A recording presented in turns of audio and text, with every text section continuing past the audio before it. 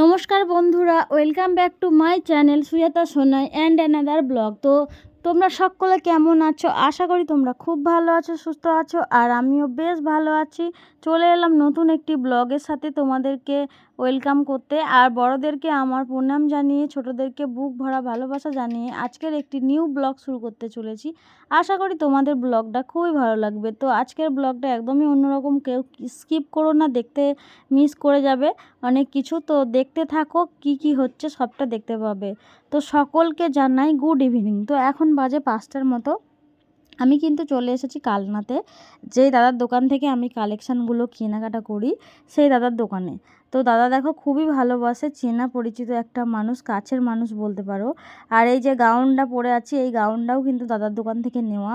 আর এই প্যান্টটাও আমার বেশ ভালো লাগলো, আমি এই টাইপের পরিনি কখনো, তাই জন্য দেখছিলাম। আর দাদার সঙ্গে কথা বলতে বলতে তোমাদেরকে কালেকশানগুলো একটু দেখাচ্ছিলাম। তোমাদের পছন্দ হলে অবশ্যই নিতে পারো।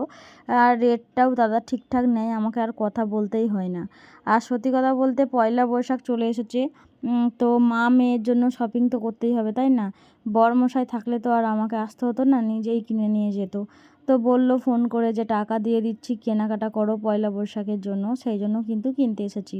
আর পয়লা বৈশাখ মানে বাঙালির কাছে নতুন বছর শুরু করতে হবে, একটা গোটা বছরের জার্নি প্রথম থেকে শুরু করতে হবে। তো প্রথম দিনটা যদি একটু ভালো মতো করে খাওয়া দাওয়া করে নতুন একটু জামা কাপড় পরে শুরু করা যায়, আমাদের বাঙালিদের মনে হয় যে সারা বছরটা এভাবেই যাবে। তো যাই হোক, চেষ্টা করি ভালো থাকার। তো জানি না কতটা কি পারবো। তো মেয়ের জন্য কেনাকাটা করা হয়ে গেছে অলরেডি, আর নিজের জন্য এবার কিনতে এসেছি। তো কি কিনছি না কিনছি কিন্তু আমি তোমাদেরকে সবটা দেখাবো। আর এই দাদার দোকানে কিন্তু ভালো ভালো কালেকশন আছে। আমার কিন্তু এলে একটা নেব বলে এসে কিন্তু 2-3টে পছন্দ হয়ে যায় সব সময়, এতটা ভালো কালেকশন। আর এটা কিন্তু কালনার হস্টেল মার্কেটে। আর দাদা দেখতে পাচ্ছ কত কথা বলছে আমার সাথে, দাদা বেশ ভালো। আমি ডোনাকে নিয়ে চলে এসেছি। তো এখন চলছে লেগিংস দেখা, জামা তো নেওয়া হয়েছে, বাড়িতে গিয়ে দেখাবো। তো তারপরেই চলে এসেছি কিন্তু আমরা কালনার মিয়াম মোড়েতে। তো মিয়াম মোড়ে কে কে কেক খেতে ভালোবাসো সেটা কমেন্টে জানিও। আর আমার মেয়ে তো খুবই ভালোবাসে কেক খেতে, সত্যি কথা বলতে ডোনাকে এখান থেকে নিয়ে গিয়ে খাওয়াতে ভালোবাসি, কারণ বাচ্চা তো, এখানের খাবারটা খুবই ভালো। আর দামটাও ঠিকঠাকই নেয়, হয়তো অনেকের কাছে মনে হয় বেশি, কিন্তু আমি বলবো ঠিকই নেয়। তো ডোনার যে সামনে বার্থডে হয়েছিল, আমরা কিন্তু 5টা কেক এখান থেকে কালেকশন করেছিলাম। তো 5টা কেকই খুবই খেতে সুন্দর, আর দেখতেও বেশ ভালো করে দিয়েছিলো, আমাদের যেরকম বাজেট ছিল তার মধ্যে। তো 5টা কেক নেওয়া হয়েছিল, তবুও আমাদের একটু কম কম পড়ে গেছিলো, যেহেতু 300 লোকের আইটেম ছিল। কেক কাটিংয়ের সময় তো সবাই ছিল না। তো যাই হোক, ডোনাকে নিয়ে চলে এসেছি। ডোনা এখন বলছে আমি হটডগ খাবো। তো ওকে নিয়ে এলে ও কি খাবে ঠিক করতে পারে না, তো হটডগ খাবে বলে বারবার বলছিল। তো এখান থেকে কিন্তু আমি ডোনার জন্য বার্গার, হটডগ, পিৎজা এগুলো সবই নিয়ে যাই। আর এই দিদিভাই দেখতেই পাচ্ছ মাইক্রো ওভেনে কিন্তু হটডগটা দিয়ে দিয়েছে। তারপরে ডোনা আমাকে কানে কানে বলছে মা আমি একটা কেক খাবো, ওই যে পিস পিস করা থাকে ওই কেকগুলো। তো আমি বললাম ঠিক আছে খেয়ে নে, বাড়িতে নিয়েছো দিয়ে খাবি। কিন্তু বাচ্চা মানুষ তো মন বুঝছে না, তাই জন্য বলছে না আমি এখানেই খাবো। আর ও ব্ল্যাকটা খুব পছন্দ করে, দেখো ব্ল্যাক কালারে নিয়ে নিয়েছে। আর এই যে আমার মেয়ে খাচ্ছে, মেয়ে কেকটা পেয়ে কত খুশি দেখো। বাবা কাছে নেই তো কি হয়েছে, মেয়ের সব স্বপ্ন মা হয়ে পূরণ করতে পারবো না? নিশ্চয়ই পারবো চেষ্টা করলে, আর তোমাদের আর ভালোবাসা আশীর্বাদ থাকলে। তো যাই হোক, ডোনাকে এখন এখানে কেকটা খাইয়ে নেব।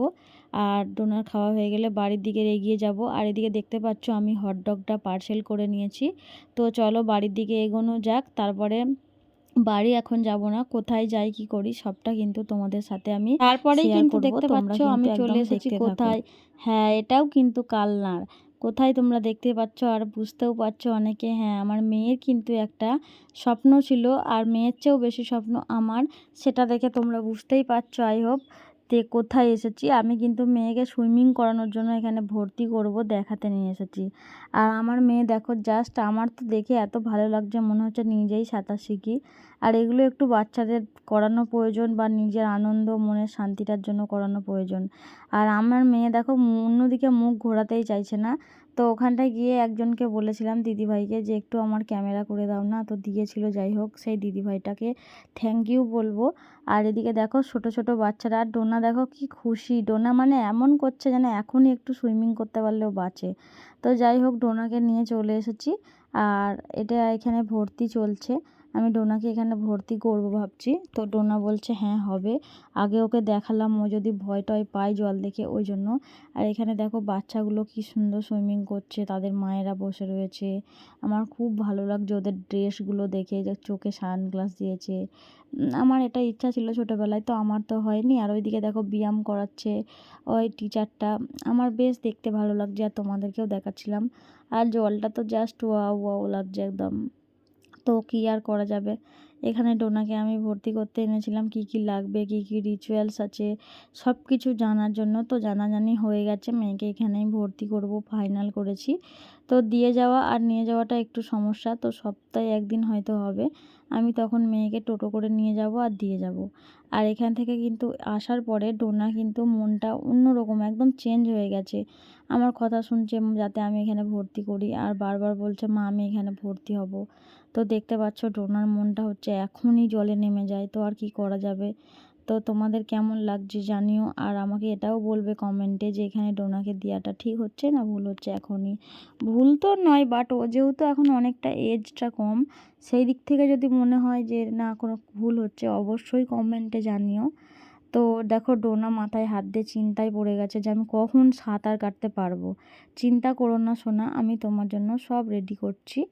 আর তারপরে কিন্তু চলে এসেছি, এই দেখো ধর্মডাঙ্গার মোড়। এটা কিন্তু যারা চেনো জানো বুঝতে পারবে, এটা হচ্ছে ধর্মডাঙ্গার মোড়ের চায়ের দোকানে।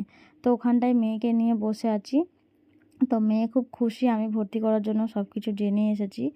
আসার পরে দেখো এখানে বাড়ি চলে এসেছি। আর বাড়িতে এসে তোমাদেরকে কিছু এখানটা দেখাচ্ছি। দেখো এই যে বাড়ি যখন এসেছিলাম না রাস্তাতে আমি কিন্তু চিকেন নিয়েছিলাম, সেটাই তোমাদেরকে দেখাচ্ছিলাম। এই যে চিকেন হবে রাতে। আর এই যে এদিকে রয়েছে কিন্তু মেয়ের জন্য এই যে বললাম ওখান থেকে নিয়ে এসেছি হটডগ আর বার্গার। এই যে এটা হচ্ছে বার্গার। এই বার্গারটা খেতে ডোনা কিন্তু খুব ভালোবাসে, আমি এতটা ভালোবাসি না। আর এই যে কেকটা অর্ধেক খেয়েছিল, আর অর্ধেকটা কিন্তু পার্সেল করে নিয়ে এসেছিলাম। তো যাই হোক ওগুলো নিয়েছি। আর এই যে এদিকে দেখো একটা মিল্টনের বোতলও নিয়ে নিয়েছি। এই বোতলটা কিন্তু আমি ডোনার জন্য কিনলাম। ডোনা যখন এখানে আসে তখন জল খাবে এই জন্য। তো যাই হোক বোতলটা কেমন হয়েছে বলো। এটা প্রাইসটাও ভালোই নিয়েছে 200 টাকা। তো ডোনার এই টাইপের বোতল একটা কিন্তু সেম আছে ছোট, আর এটা আবার নিয়েছি এখানে থাকবে এই জন্য। তারপরে মেয়ে দেখো বাড়িতে এসে বার্গারটা খেতে শুরু করেছে, এদিকে কেকটাও খেতে শুরু করে দিয়েছে। তো যাই হোক ডোনার খাওয়া দাওয়া হচ্ছে। আর শুধু শুধু খাবে না, বুঝতেই পারছো বাচ্চা মানুষ। এদিকে কার্টুন লাগিয়েছি, আর আমি বসিয়ে দিয়েছি এখানে গ্যাসে ভাত। তো ভাত হয়ে গেলে কিন্তু আমি রান্না করব চিকেনটা। আর এই যে দেখো হাঁড়িতে এই যে মাড়গুলো উঠে যায় না, আমার খুব বিরক্ত লাগে, নোংরা নোংরা লাগে। এই জন্য কিন্তু খুন্তিটা দিয়ে টেনে ফেলে দিলাম। আর এখানে দেখো আদা আর রসুনের পেস্ট বানিয়ে নিয়েছি মিক্সিতে। আর সাথে পেঁয়াজগুলো কেটেছি, আলুগুলো টুকরো টুকরো করে কেটেছি, টমেটো কাঁচা লঙ্কা সব কিন্তু কেটে রেডি করেছি।